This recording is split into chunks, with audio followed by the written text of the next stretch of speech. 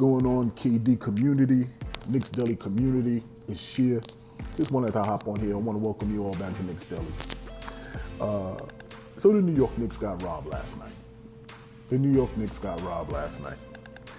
Now, I say that with my full chest, with only one caveat, because energy would have dictated that we wouldn't be in that position to have to fight and claw back the way we did, this way we stormed back the way we did. And we had a thorough knowledge that Jalen Brunson would have put us back over the top to get this victory. But what you do see in the team having their replacement players, the backups, who are doing their best to fulfill that next man up mantra that we have as a team, is them getting accustomed, them getting acclimated to playing the role of starting out the game, having sustained energy, having sustained effort. So that's what we see. We see them figuring out what's the rhythm of how to start a game. I know part of the frustration early on was seeing Alec Burke put up so many shots, and then not necessarily good shots, but shots that he's capable of making. That's going to be an adjustment when you don't have practices, when you are joining a new team and you've been given your assignment in terms of what your role is. I think he's trying to pick up where he left off. I think he's trying to make sure that he fills any absence in terms of scoring. But one thing he has to get accustomed to is Jalen Brunson and Jalen Brunson's game. And the fact that what we needed when you left last time isn't the same now. So he has to figure out how to work with Brunson and understand and appreciate Brunson's game and then fill in accordingly. But that's what we saw. That's what we saw. It was a frustrating watch the first half. Looking at all the missed shots, looking at how many times we got out-rebounded and out-hustled. Looking at Dylan Brooks do what we were typically accustomed to seeing Josh Hart do. So, but going into this game, I was under no illusions that the Houston Rockets are a well-coached team. You know, Ime Udoka is a great coach, you know, and he demands nothing less but the same effort and the same attitude that Tibbs expects. So I knew going into it would be a dogfight. I also knew that this team is young, they're hungry, and they got talent. You know, they were just unbridled.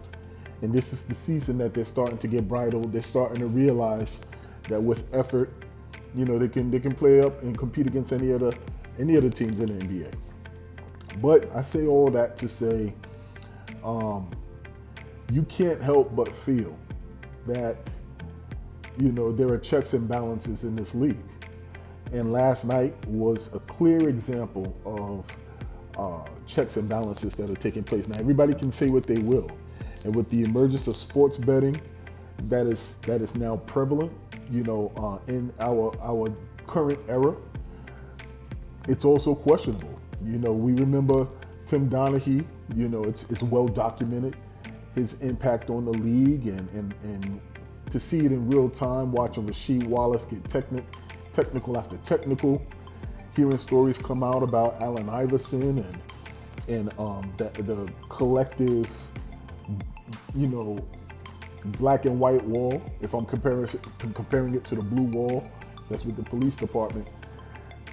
In terms of fouls that were called on Allen Iverson, or if they felt one referee was slighted by Allen Iverson, you know, they would make calls against him or not give him calls. It's just unethical. It's unethical. You see the frustration in the game, and to Tibbs' credit, he encourages his team to play through it.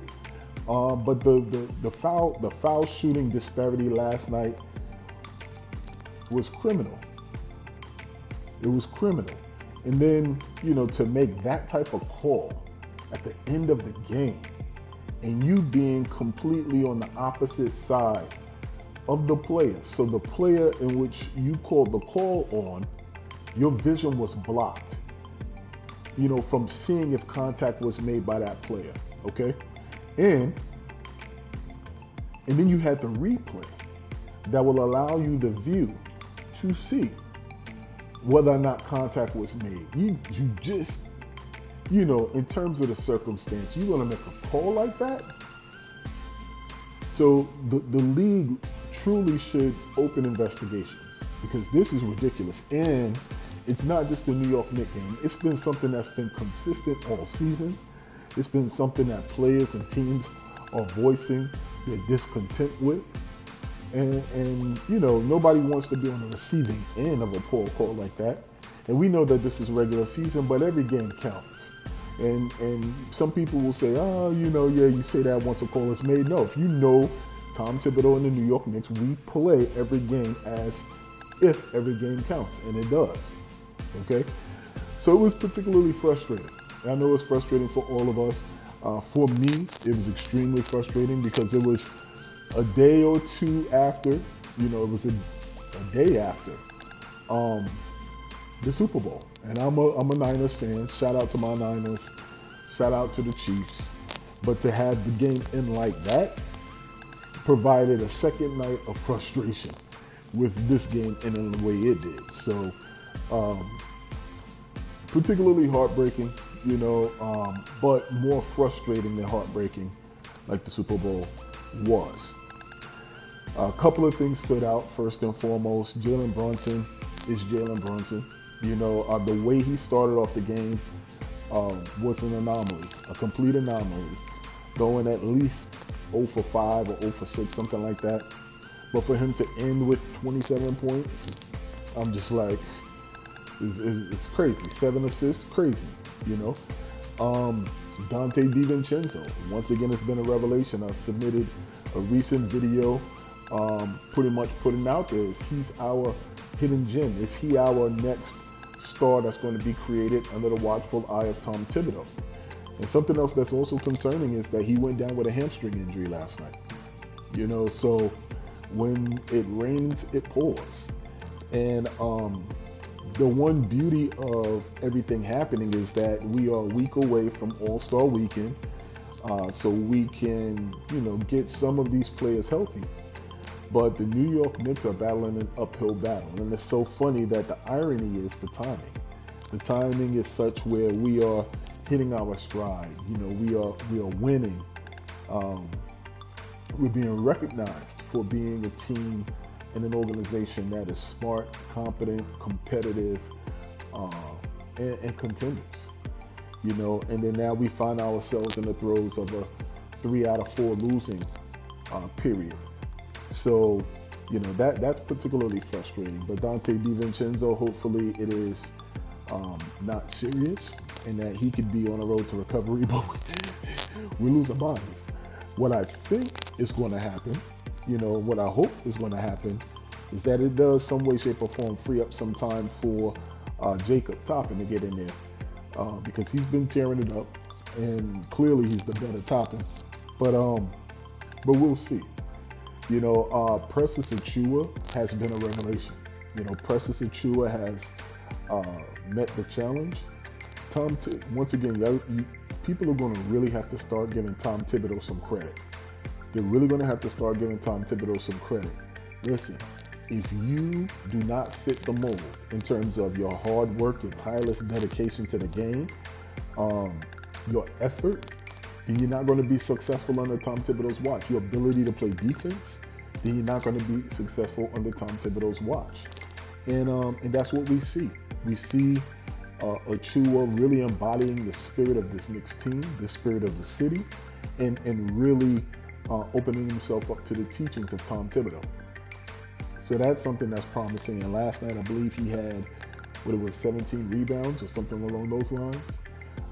So that was absolutely a positive. Josh Hart, once again, calls were missed on him. Brunson, calls were missed on.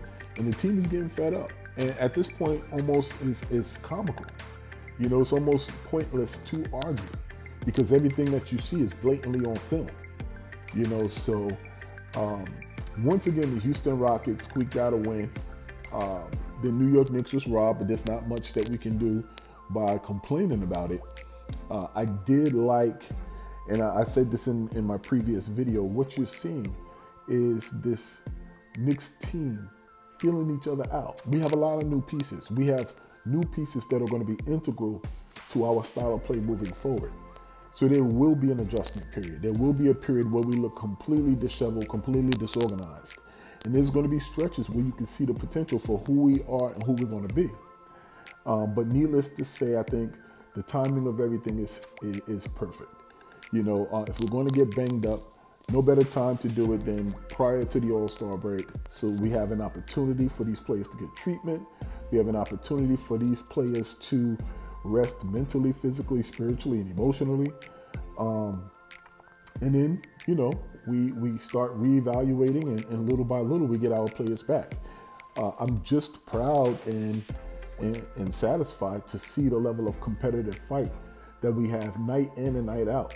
We truly are a team that embodies the next man up mentality.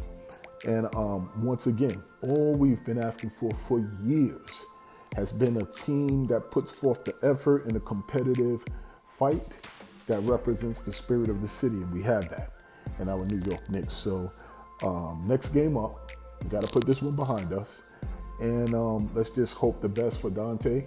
That's similar to Jalen Brunson. It was something that was not major, and maybe a couple of days of treatment, and he could be back at it, because he has proven to be a valuable part of what it is that we do and how we're going to be able to sustain winning while our stars are out.